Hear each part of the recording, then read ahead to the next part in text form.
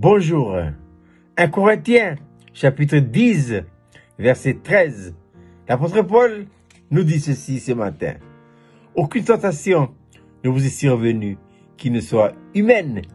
Et Dieu qui est fidèle ne permettra pas que vous soyez tentés au-delà de vos forces.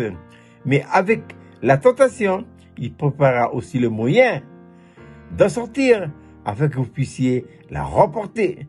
Voici la manne du matin. L'importance et l'utilité de la tentation. Tout le monde est tenté, hein? Personne n'est épargné des tentations. Même Jésus dans l'incarnation, lui aussi, il a été tenté en toutes choses. Voilà. Dans l'incarnation. C'est pour nous dire que aucune tentation ne nous est survenue qui ne soit humaine. Mais avec la tentation, Dieu vient à notre secours. Il ne nous épargne pas, non.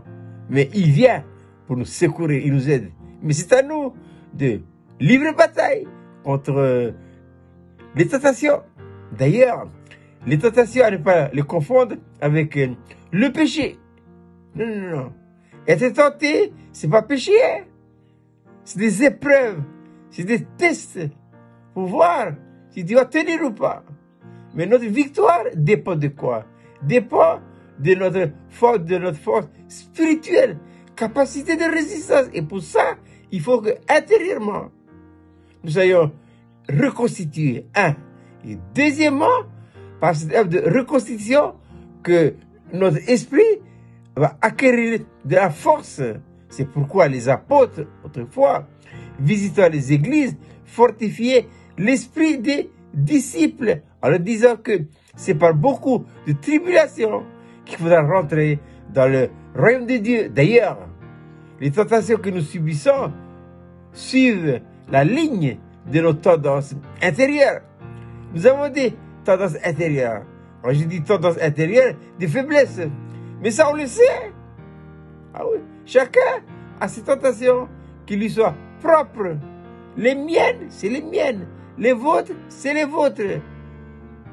Et je l'ai dit, le Seigneur a été tenté en toutes choses. Quelles que soient nos tendances, quel que soit notre âge, le Seigneur, il est passé par là. Quand vous êtes tenté, dites-vous bien, oui, le Seigneur est passé par là. Il ne nous épargne pas.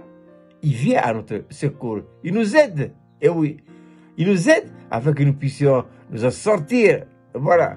Donc, lorsque la tentation arrive, tenez ferme. Tenez ferme. Regardez au Seigneur. Regardez au Seigneur. Il est là. Il veille.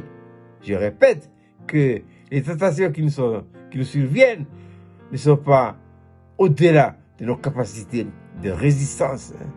La victoire dépend de quoi? Ça dépend de lui, oui, évidemment.